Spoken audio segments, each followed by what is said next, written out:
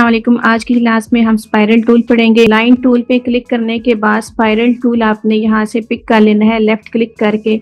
इसको पिक करने के बाद यहाँ पे आके आप सिंपली माउस की लेफ्ट क्लिक के साथ ड्रैग करेंगे तो स्पाइरल लगते जाएंगे।